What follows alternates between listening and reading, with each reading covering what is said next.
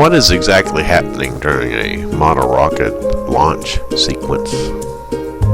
Well, of course it all starts with the launch.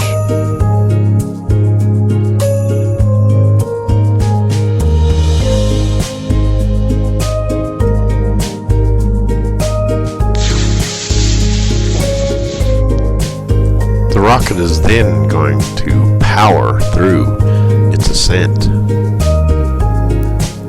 This launch sequence is carefully timed out by Estes model rocket engines. What makes the parachute come out? It's got once it burns through the engine, it reverses and blasts forward. It's just black powder and it burns, and then it'll burn a layer of tracking smoke. Then after the tracking smoke, it'll hit a propellant that goes forward. The maximum height of the rocket, which is pre the ejection charge, is referred to as the apogee. Following apogee, an ejection charge will cause the parachute to come out.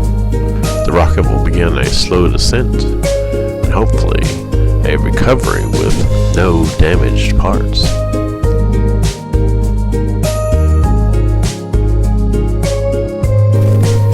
Before launching your model rocket, you need to make sure that you have a good launch area that can contain your rocket through the entire launch sequence. Using Google Maps, I'm going to use the scale in the lower right hand corner to get a good size estimate of my launch site. Using PowerPoint, I create these little blue rectangles that demonstrate the scale of 50 feet. Here is the basic launch site map. I'm planning on having a significant number of spectators. I continue lining up my blue rectangles to get an estimate of the width of my recovery area. I end up with 6 rectangles. With some simple multiplication, 6 times 50 gives me 300 feet across. I'm curious about the depth of my recovery area, so I continue the same process, heading on a perpendicular.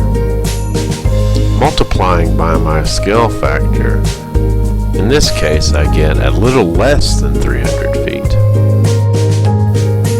Going, of course, to the Estes Model Rocket Technical Manual, I'll look up these dimensions and see how those dimensions correspond with the recommended engine size. The Estes Model Rocket Catalog, its technical manual, and its website provide a lot of information about choosing launch sites and the engines.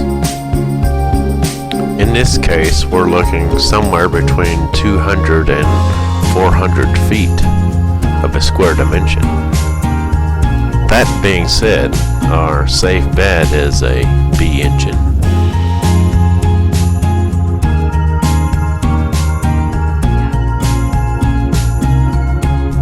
If you make sure that you consider these things, you should be able to get a successful launch, properly combined with a successful recovery of your model rocket, so that you can launch again.